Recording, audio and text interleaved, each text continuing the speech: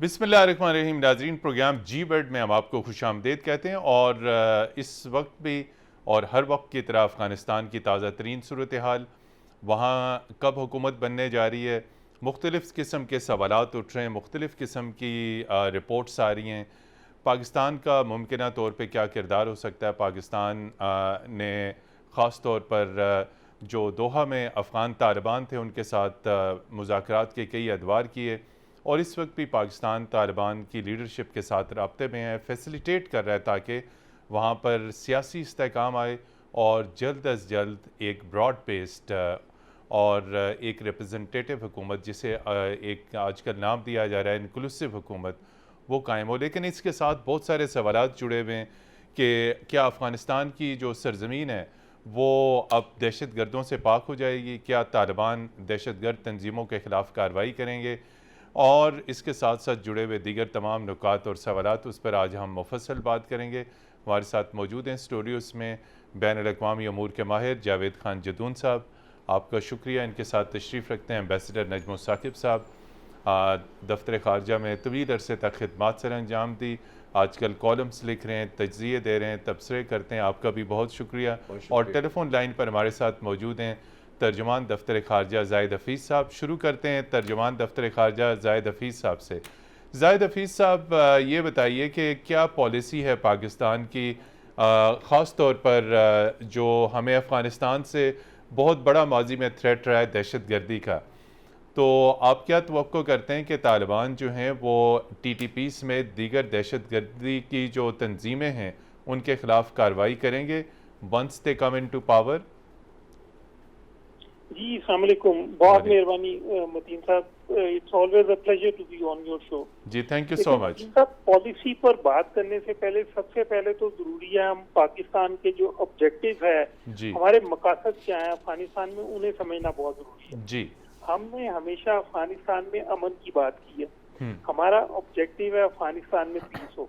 जब हम ये चाहते हैं अफगानिस्तान में पीस हो, उसकी वजह ये है कि अफगानिस्तान के अवाम ने देखें, due to over 4 decades of conflict in their country बहुत सफर किया है जी। लेकिन उसके बाद जिस मुल्क ने सबसे ज्यादा सफर किया है due to prolong conflict in Afghanistan, वो पाकिस्तान है। हमने 80,000 से ज्यादा हमारी कैजुअलिटीज हुई, ओवर $150 बिलियन के हमारे इकोनॉमिक लॉसेज हुए।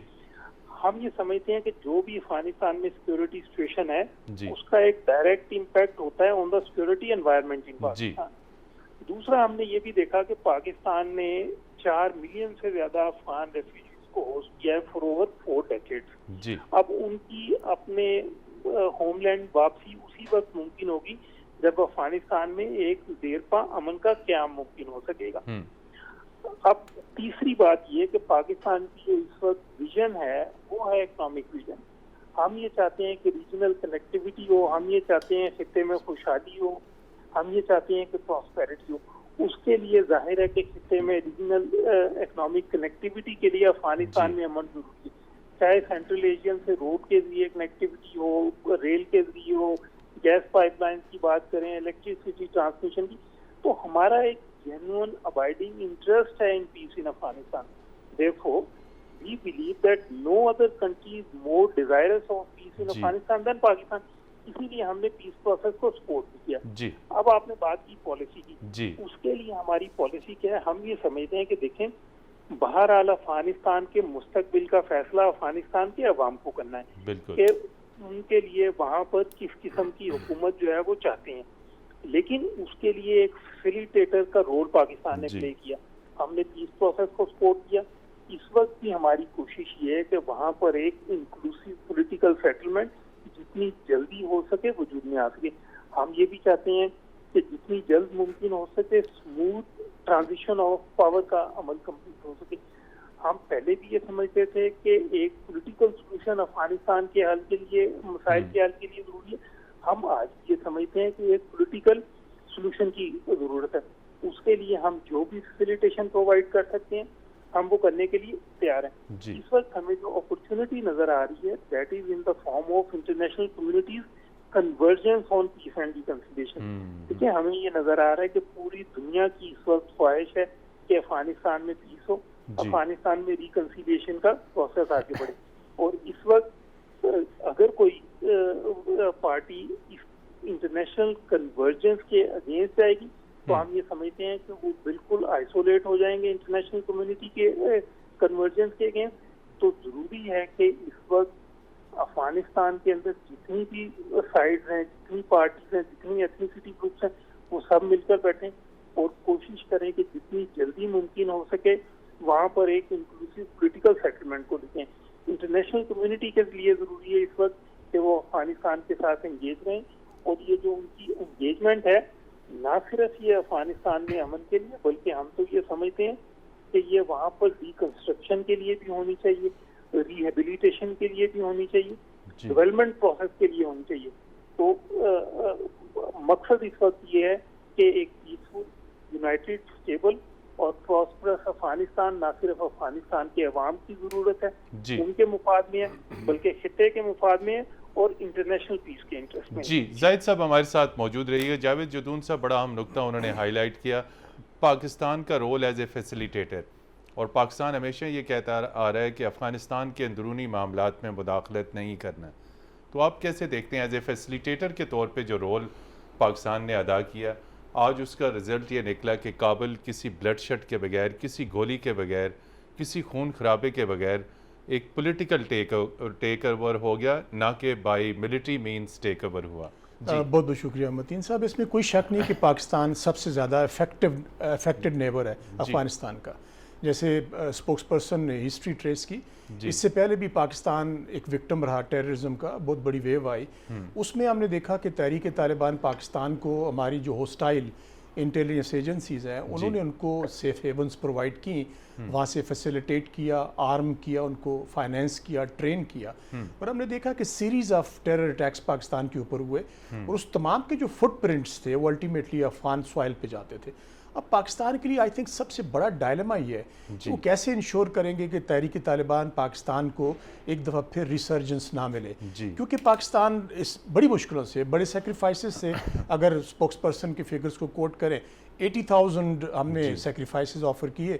तो अब इंश्योर पाकिस्तान को ये करना पड़ेगा कि तालिबान को इस बात पे कन्विंस किया जाए कि ना तो वो सिर्फ वहाँ पे सेफ हेवन नहीं देंगे, बल्कि उनकी जो लीडरशिप है टॉप की, उनको पाकिस्तान के हवाले करना चाहिए, क्योंकि वो ये हमेशा से पाकिस्तान का मुतालबा रहा है। और दूसरी इंपॉर्टेंट बात मतीन साहब मैं ये करना चाहूँगा कि पाकिस्तान नो डाउट उसने एक रोल प्ले किया फैसिलिटेटर का, लेकिन अब गवर्नमेंट फॉर्मेशन के अंदर पाकिस्तान को इससे दूर रहना चाहिए, क्योंकि ये बेसिकली अफगान ओन्ड और अफगान इंटर अफगान जो प्रोसेस है, चाहे उसमें जो माइनॉरिटीज़ हैं लाइक उज़्बेक्स हैं, ताजिक्स हैं, हज़ाराज हैं, ये और पख्तून, ये मिल के गवर्नमेंट बनाएं तो वो गवर्नमेंट सस्टेनेबल रहेगी। और Pakistan should not be seen to be involving itself in the Afghan affairs as well, क्योंकि इससे पहले पाकिस्तान पे इल्ज़ाम लगा कि पाकिस्तान इंटरफेरेंस करता है और अब अफगानिस्तान के अंदर से भी आवाज़ें, डिस्पाइट द फैक्ट कि इंटरफेरेंस तो पाकिस्तान के अंदर हुई, पाकिस्तान विक्टिम रहा, पाकिस्तान टेररिज्म का शिकार रहा। तो आई थिंक बड़ा क्रिटिकल जंक्चर है पाकिस्तान के लिए भी कि वो कैसे अपनी फॉरेन पॉलिसी को कंडक्ट करता है।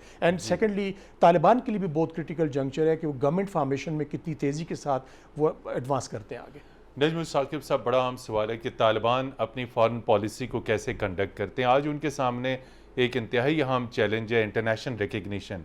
आप समझते हैं कि इलाकाई ममालिक से और बैनुल-अक़वामी सतह पर तालिबान अपनी हुकूमत को तस्लीम करवा सकेंगे? नजमुल साकिब साहब। शुक्रिया मतीन साहब। देखिए हमारे स्पोक्स पर्सन ने उसकी ग्राउंड बनाई और जदून साहब ने 2-3 बड़ी अच्छी सजेशंस दी। बात मेरा ख्याल है बहुत आगे चली गई भी है।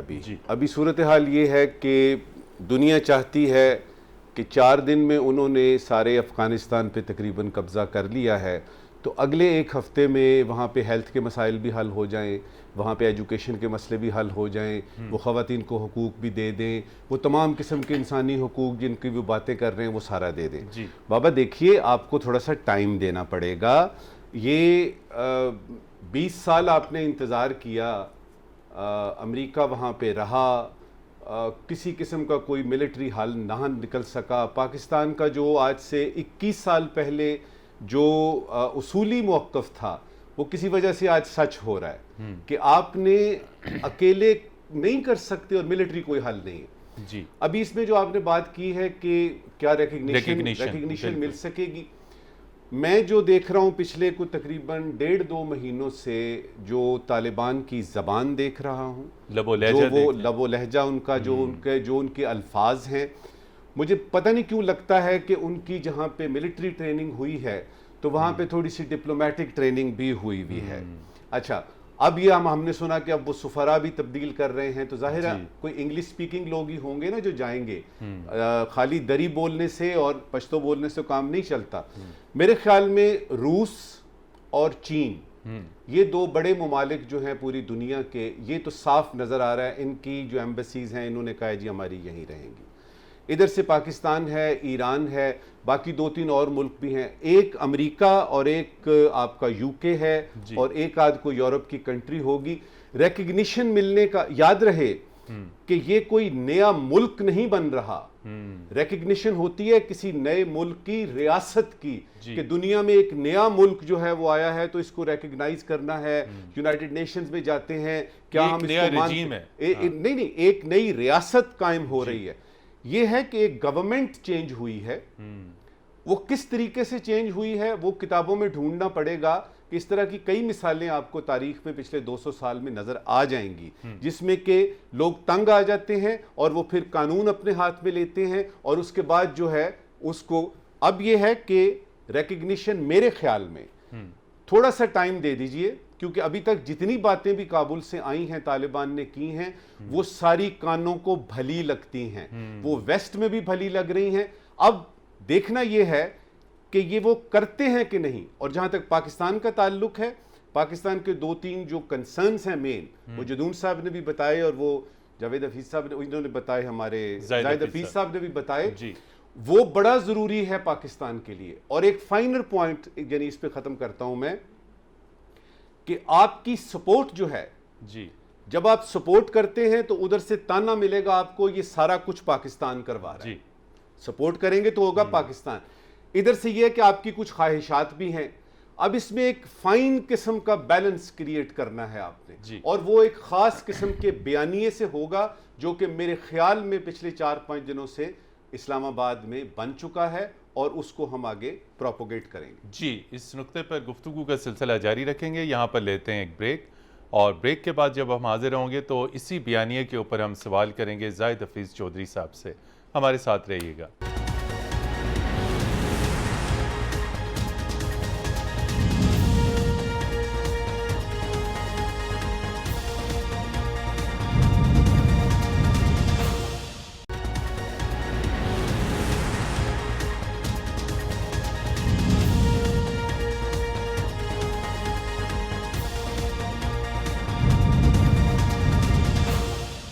जी नाज़रीन, प्रोग्राम जी वर्ल्ड में एक मरतबा फिर खुश आमदीद। और एम्बेसडर नजमुल साकिब साहब ने बयानिया की बात की। बयानिया जो है वो आला तरीन सतह पे पाकिस्तान में, इसके ऊपर बहुत गौर व खौस होता रहा कि आलमी बरादरी पाकिस्तान के बयानिए पर यकीन क्यों नहीं रखती। जाहिद हफीज़ चौधरी साहब, आप तर्जुमान दफ्तर खारजा हैं, आला सतह पर इस हवाले से मुख्तलिफ इजलासों में शरीक होते रहे।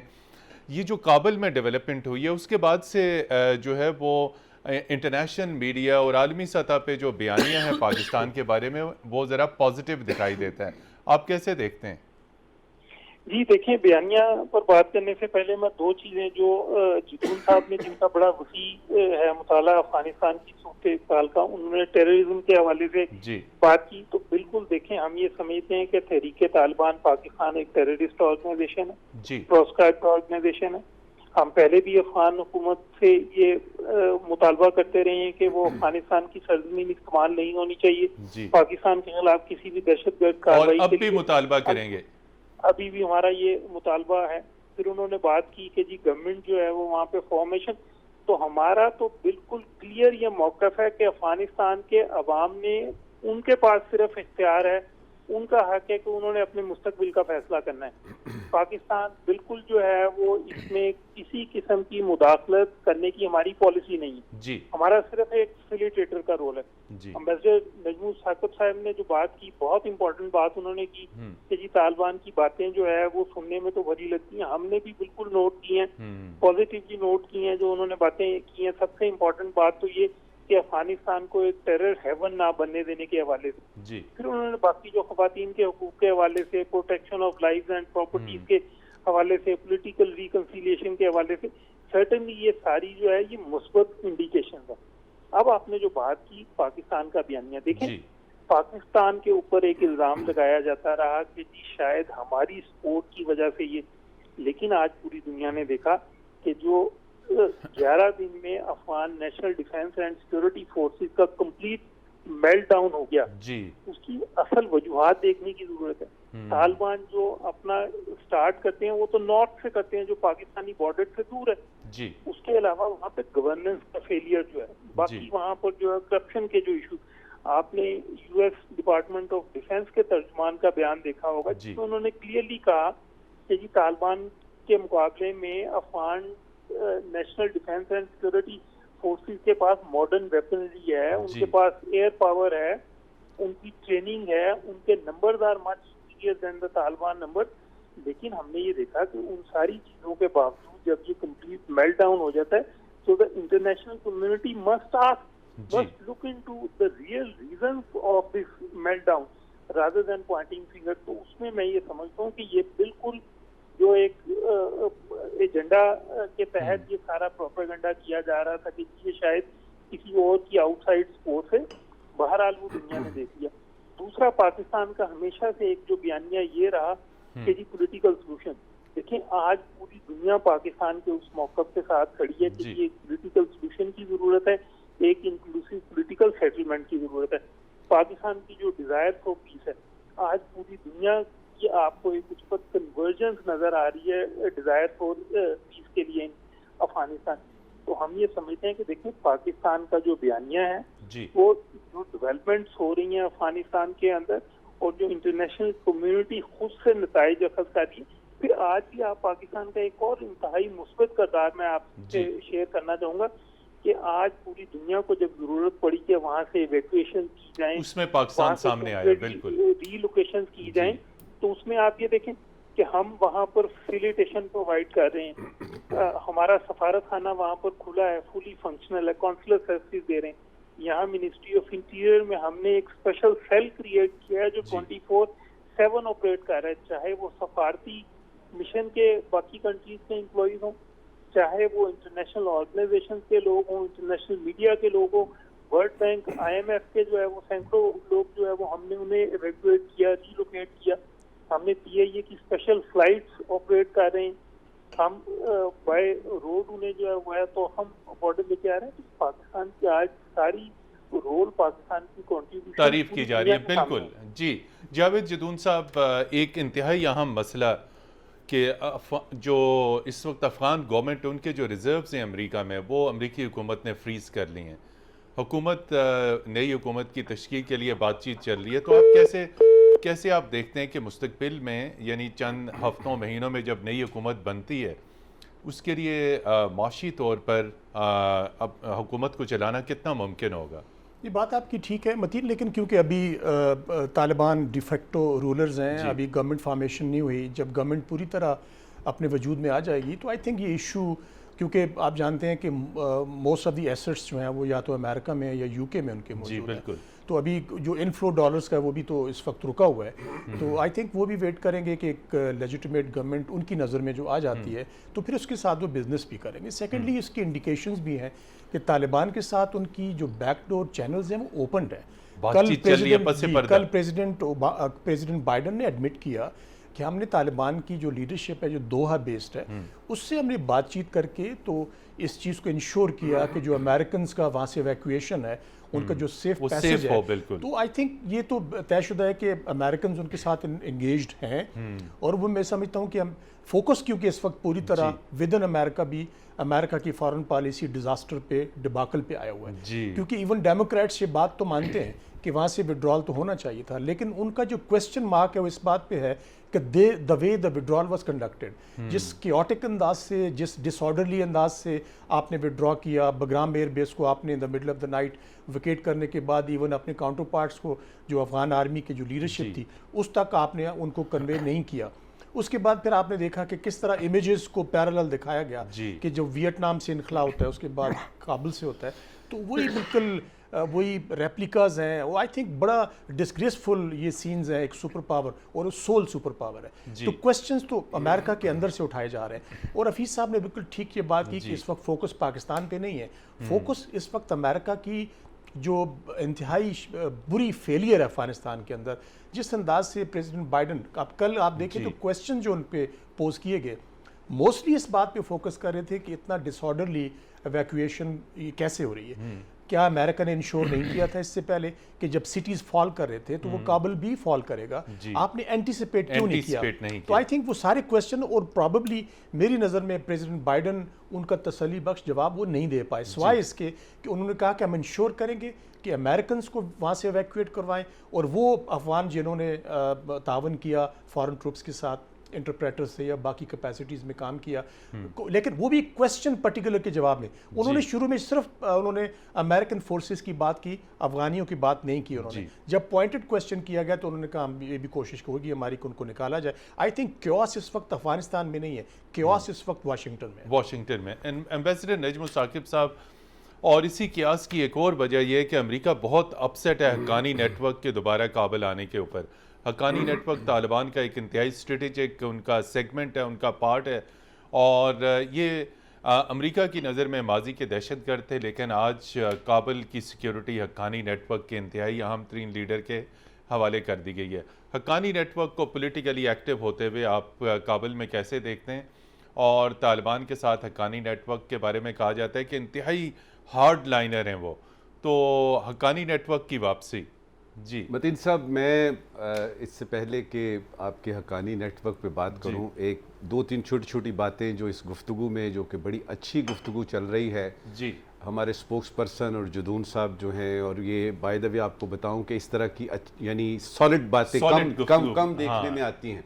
देखिए 2001 में जब अमेरिका अफगानिस्तान में आया था जी, तो मुझसे और आपसे पूछ के नहीं आया था।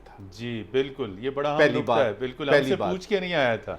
20 साल वो वहां पे रहा, हम उसको नहीं कह सके कि भाईजान अब यहां से जाइए, दुरुस्त हो गया। वो जब यहां से गया तो अपनी मर्जी से डेट फिक्स करके आगे पीछे, पहले 1 मई था, फिर वो ये हुआ जी कि 9/11/2021 होगा, फिर अगस्त की को डेट आई, उन्होंने अपनी डेट्स खुद मुतय्यन की जी। तो मुझे ये बताइएगा कि मैं बहैसियत एक पाकिस्तानी के, या कोई भी दुनिया का मुल्क है उसमें कोई बैठा हुआ शख्स है, वो ये कैसे कह सकता है कि जी ये ऐसा होना चाहिए था और ऐसा नहीं होना चाहिए था? वो इसलिए कि वो उस वक्त भी सोल सुपर पावर थी, इस वक्त भी है सोल सुपर पावर। दूसरा पॉइंट, ब्रेक पे जाना है। दूसरा पॉइंट नहीं, जल्दी से बताते हैं। वो ये है कि आपने अमेरिका को क्या समझा हुआ है। आप समझ रहे हैं कि वो उसकी शिकस्त हुई है। भाई एक आदमी खुद आता है, एक मुल्क खुद आता है, 20 साल रहता है, अपनी मर्जी से जाता है, शिकस्त किस चीज की? और दूसरी बात कि शिकस्त आपको अगर होती है किसी एक जगह पे, तो वो मेरी फतह नहीं है। वो शिकस्त अगर हुई है तो वो अमेरिका को हुई है, मेरी फतह है कि नहीं। और पाकिस्तान ने इस वक्त ये देखना है कि हमारे नेशनल इंटरेस्ट में क्या है। हमने इस पे खुशी नहीं मनानी कि अमेरिका को नुकसान पहुंचा, अमेरिका को शिकस्त हुई, उसका पॉलिटिकल स्टेचर जो है वो इन क्वेश्चन में है। मैंने ये देखना है कि पाकिस्तान ने किस तरीके से इस केओस में, जो आप कह रहे हैं, अच्छे तरीके से निकलना है। जी बिल्कुल, पाकिस्तान ने इस तमाम तर बुरानी सूरत हाल से किस तरह से निकलना है, पाकिस्तान ने अपने आप को महफूज कैसे बनाना है, इस नुक्ते पे गुफ्तगू का सिलसिला जारी रखेंगे। यहाँ पर लेते हैं एक ब्रेक। ब्रेक के बाद आपकी खिदमत में फिर हाजिर होंगे, हमारे साथ रहिएगा।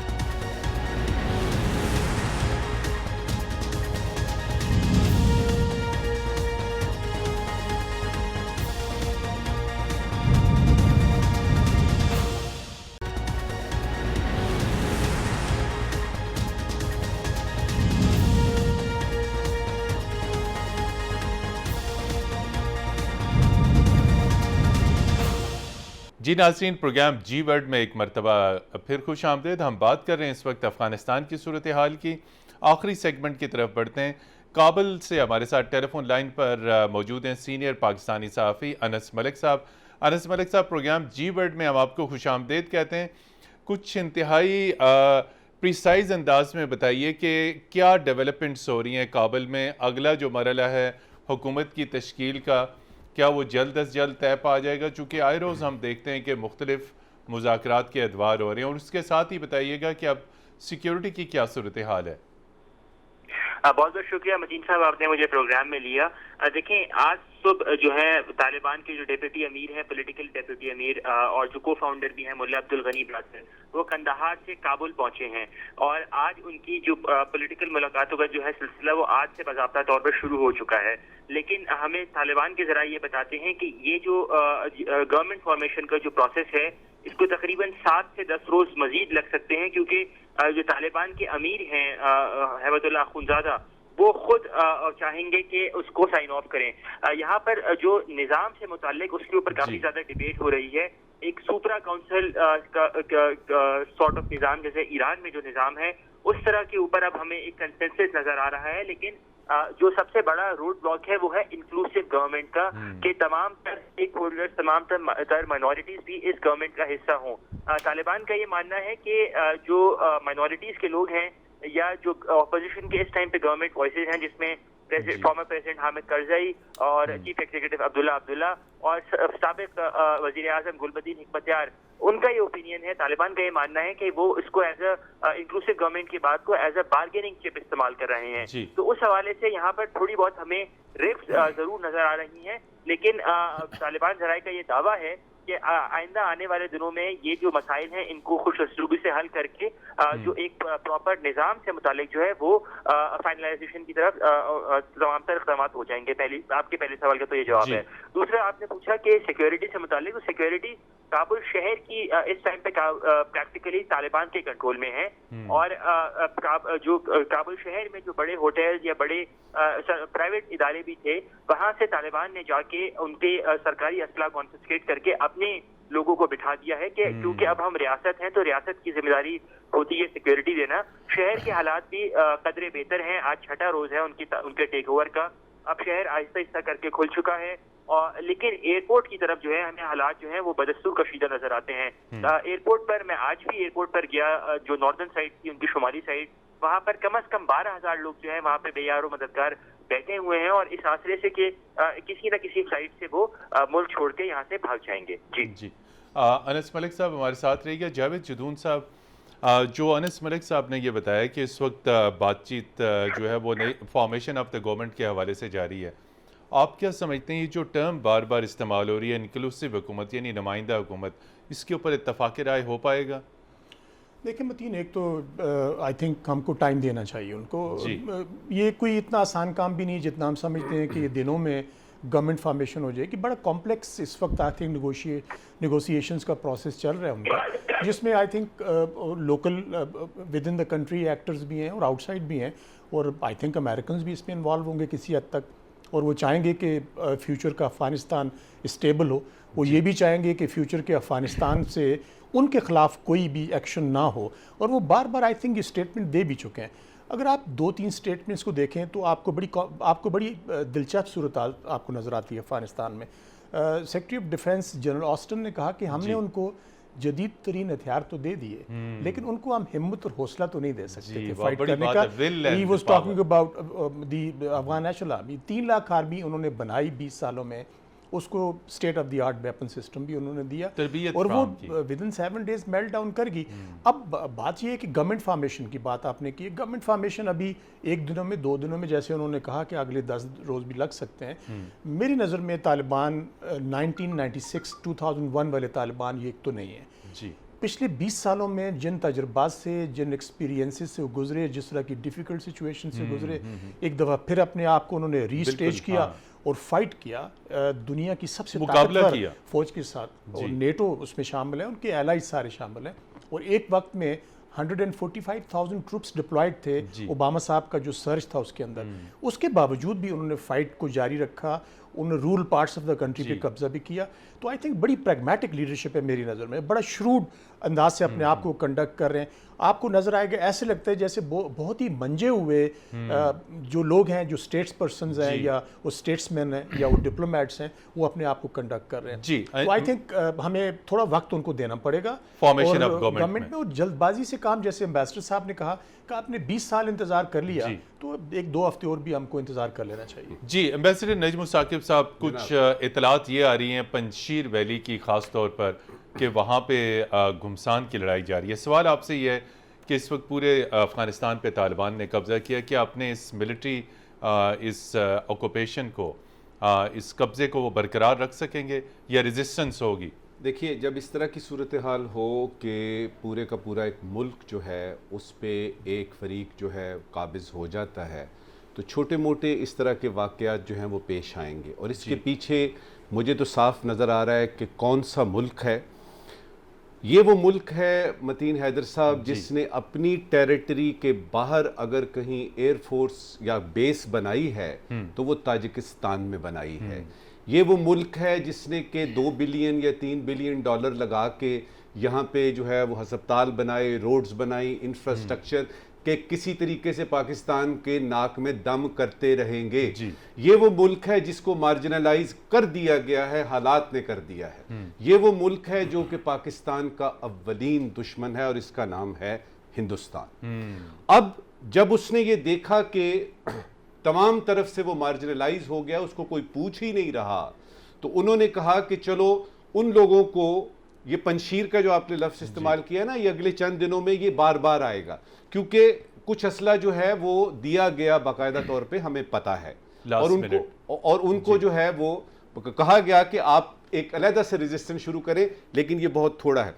अगर आप लास्ट मिनट की बात कर रहे हैं, प्रोग्राम ख़त्म हो रहा है, तो मैं आपसे यही कहूँगा कि पाकिस्तान के लिए इन 20 सालों में बड़ी मुसीबतें रहीं, बड़ी कुर्बानियाँ दी, बड़ी हमने जो पैसा भी और हमारी कीमती जानें भी गई, हम शहीद भी हुए। अब वक्त आ गया है कि ये बाढ़ जो हमने लगाई है, ये सिर्फ अमली तौर पे बाढ़ ना हो, ये नफ्सियाती भी हो, ये प्रैक्टिकल भी हो, और हम अफ़गानियों को उनके मुल्क में हुकूमत करने और चलाने का इख्तियार दें और खुश हों। अफ़गानिस्तान की सूरत हाल लम्हा लम्हा बदल रही है। हुकूमत की तश्कील में मज़ीद कुछ दिन लग सकते हैं। सिक्योरिटी की सूरत हाल भी बदस्तूर बदल रही है।